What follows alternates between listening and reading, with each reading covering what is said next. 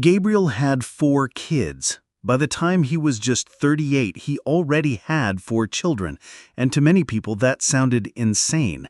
But here was the problem. Gabriel loved only one of those kids, Joseph. He showered Joseph with attention and care, but when it came to his 3 daughters, Andrea, Emily, and Anna, he wanted nothing to do with them. He acted like they didn't even exist. It wasn't that he hated them personally, it was because of one thing. He hated having female children. It took him years before his wife finally gave birth to a boy, and until then, he had already been disappointed 3 times.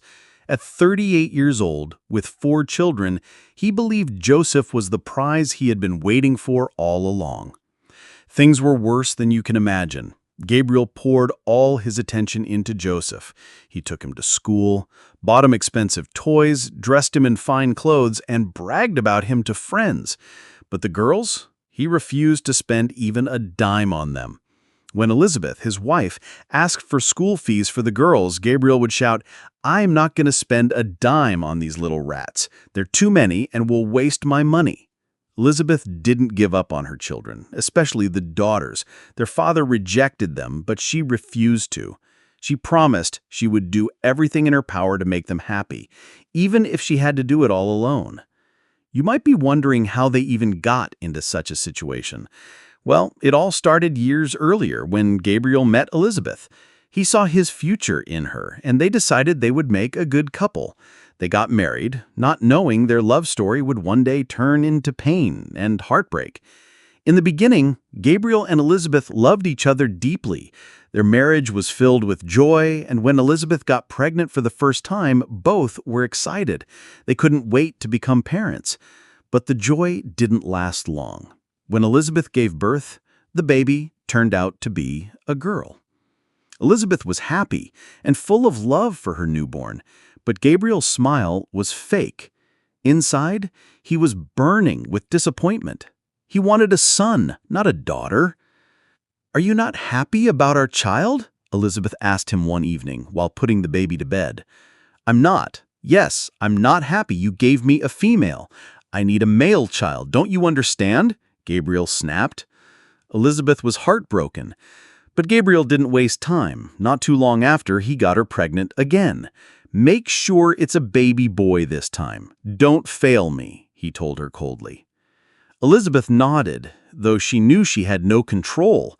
At night, she would kneel down in prayer, begging God to give her a male child so her husband would love her again. Months later, she delivered her second baby, but once again, it was a girl. Tears filled her eyes. She already knew her husband would never let it go. Gabriel roared in disappointment. "I told you I wanted a male child, but this is the second time you gave me a female. You better be ready to take care of them yourself, because I won't spend my money on those girls." Now Elizabeth had 2 children, both daughters, and a broken marriage. Her husband was angry, cold, and distant.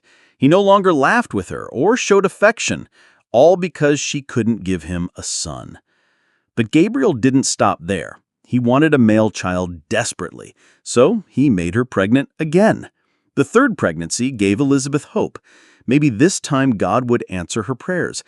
But when she delivered, it was yet another girl. Gabriel was furious. He even thought about divorce. But with 3 children already and pressure from his friends who told him to stop having kids, he decided to stay married, though bitterly.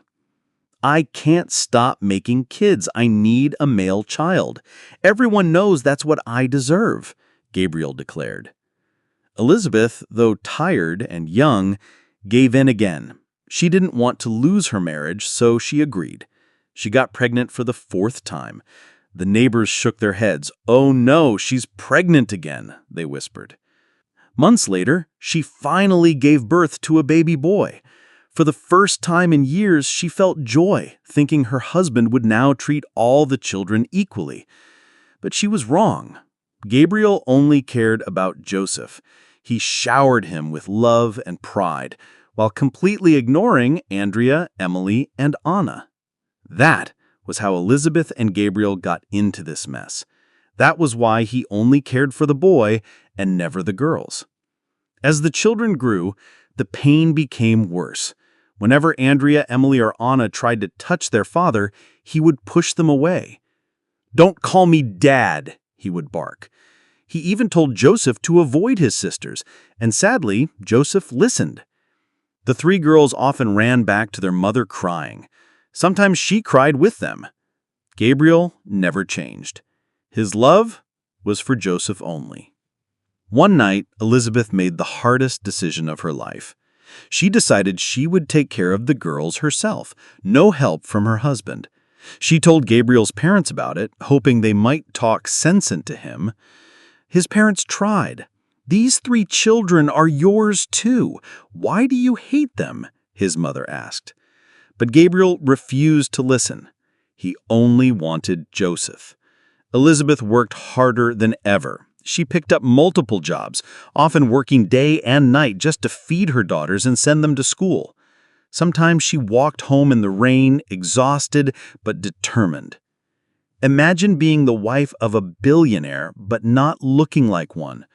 Elizabeth lived that reality.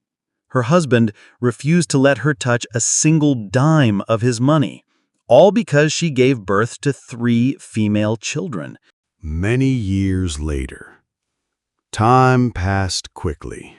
The children grew up, and the story of their family took a dramatic turn. Joseph, the son Gabriel loved so much, grew into a spoiled young man. He never cared to get a job. He believed he didn't need one since his father's money would always be there. He wasted his youth flirting with girls, partying, and bragging about his family's wealth. But then, Gabriel made risky decisions in his company. Deals went wrong. He lost money. Slowly, the billionaire fell from grace. His fortune crumbled, and with it, his family's life. Joseph's fake friends left him. The girls he used to impress abandoned him. Without money, he was nothing to them. His once golden boy life turned miserable. Meanwhile, the daughters Gabriel had despised were doing well. Andrea and Emily both found success in Hollywood, landing roles in movies and building independent lives. Anna, the youngest, was still in high school, but she was already excelling in her studies and full of promise. For Gabriel, this was heartbreaking. The 3 daughters he despised were shining. The son he adored was a disappointment. And now, broken and poor, Gabriel didn't know what to do. He sat alone, consumed by regret.